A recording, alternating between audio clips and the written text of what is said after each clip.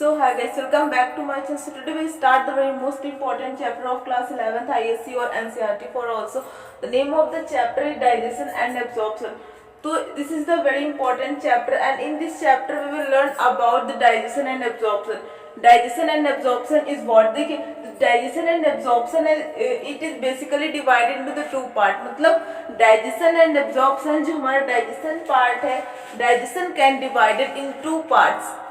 First one is alimentary canal and second one is associated gland. तो what is alimentary canal and what is digestive gland? मतलब जो associated gland है उसे हम क्या कहते हैं? उसे हम associated gland के साथ साथ हम उसे digestive gland भी कहते हैं. अब the main difference between the both of them is कि what is alimentary canal? So the alimentary canal is the part of digestive system or it will start from the mouth and it at the anal system.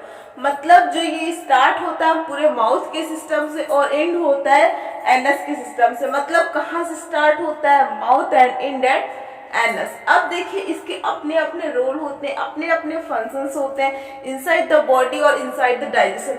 So firstly we discuss about the what is alimentary canal. देखिए in alimentary canal we will learn about that कि the half portion of digestion is start मतलब having मतलब डाइजेशन का half portion हमारे alimentary canal में होता है और हाफ पार्ट हमारे जो है एसोसिएटेड ग्लैंड और in other language digestive gland में होता है. So firstly we are learn the alimentary canal. It will start from the mouth में हमारे क्या रहते हैं? माउथ में हमारे लिप्स, टीथ और टंग ये तीन चीजें प्रेजेंट होती हैं. And the second is oral cavity. एक तरफ से अगर बात की जाए तो mouth is also known as the oral cavity. Mouth को हम ओरल कैविटी भी कहते हैं. इसके अंदर अपने कुछ फंक्शंस होते हैं. अब उसके बाद इसमें हमने सबसे पहले क्या किया? फूड को लिया, बाइट लिया. उसके लिए सबसे पहले हमें अपने लिप्स को ओपन करना पड़ेगा. Then with the help of tongue जिसमें कि सलाइवा वगैरह सीक्रेट होगा, विद उसकी हेल्प से हम फूड को च्यू करेंगे. With the help of teeth के भी अपने मतलब अपना रोल होता है बॉडी में, माउथ के अंदर इनसाइड द माउथ. उसके बाद जो है फूड को च्यू करेंगे, फिर हम डाइजेस्ट करेंगे.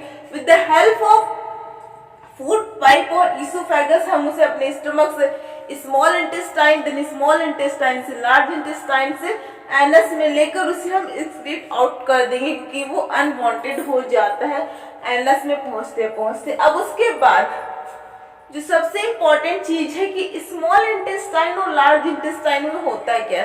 तो उससे पहले हमें ये पता होना चाहिए कि हमारा एलिमेंट्री कैनाल, मैंने जैसे कि बताया कि alimentary canal start from the mouth and end at anus. तो माउथ सबसे पहला पार्ट होता है जहां से हमारा डाइजेशन स्टार्ट होता है एलिमेंट्री कैनाल में.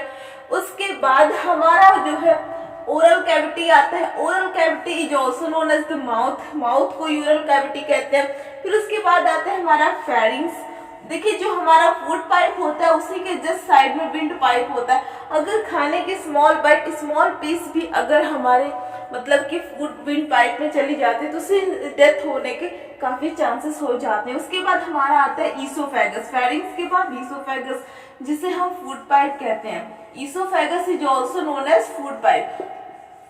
देन उसके बाद हमारा आता है स्टमक जो कि जे शेप का होता है. The shape of the stomach is J shape. ये बॉडी में प्रेजेंट होता है और इसके अंदर जो है अपने अपने रोल्स और फंक्शंस होते हैं. उसके बाद हमारा नेक्स्ट आता है स्मॉल इंटेस्टाइन. जो भी मैंने खाया वो जो स्टमक स्मॉल इंटेस्टाइन को दे देता है. जो स्मॉल इंटेस्टाइन होता है उसके भी तीन पार्ट होते हैं.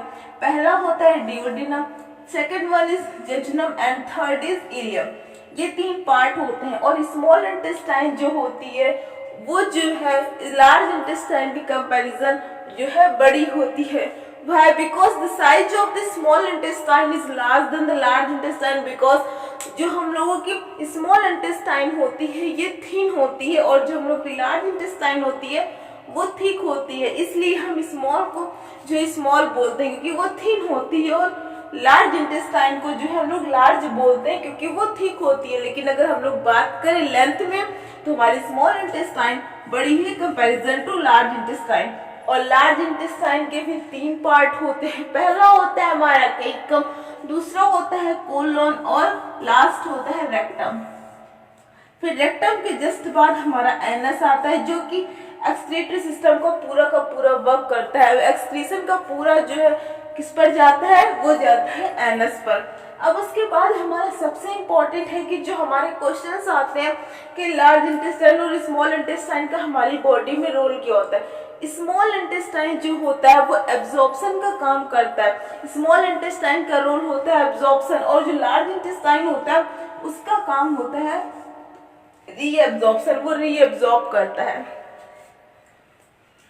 फिर उसके बाद हमारा second part of digestive system is associated gland, मतलब एसोसिएटेड ग्लैंड और digestive gland in other language. इसमें भी मेनली 5 होते हैं। So first one is salivary gland. Salivary gland होता है, अब वर्ड सलाइवा, हमने फूड को च्यू किया with the help of saliva, तो सिंपल सी बात है सैलिवरी ग्लैंड हमारा एसोसिएटेड ग्लैंड ही है।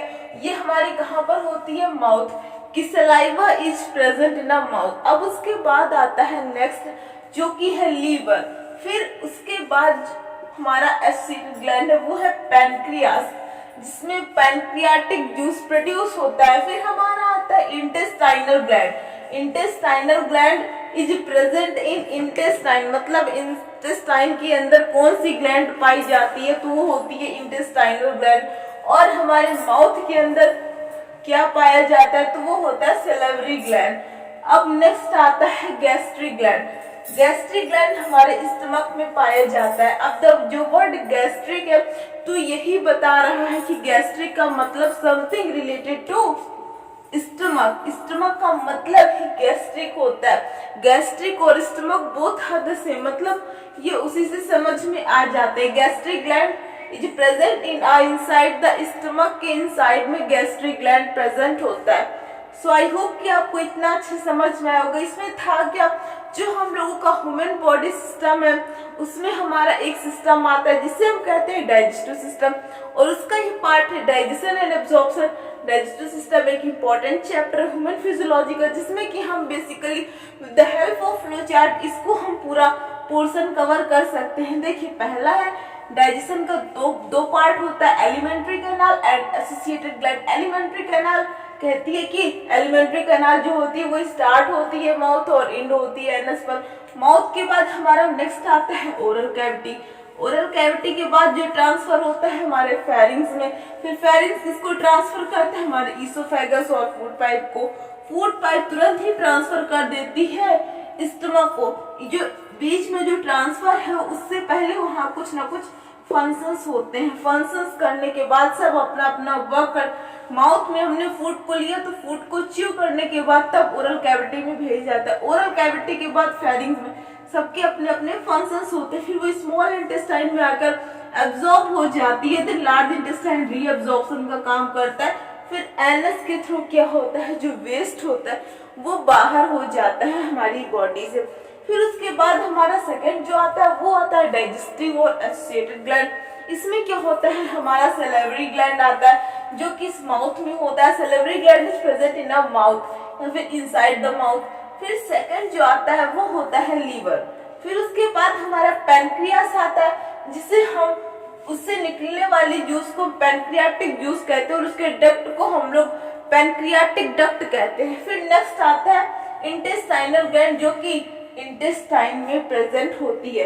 The last is gastric gland, जो कि हमारे स्टमक के इनसाइड में प्रेजेंट होती है।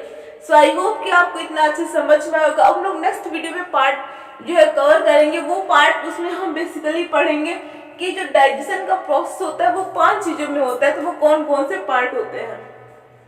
सो आई होप कि आपको इतना अच्छा समझ में आएगा। अगर वीडियो अच्छा लगा प्लीज वीडियो को लाइक कीजिएगा। So thanks for watching, will meet on the next video.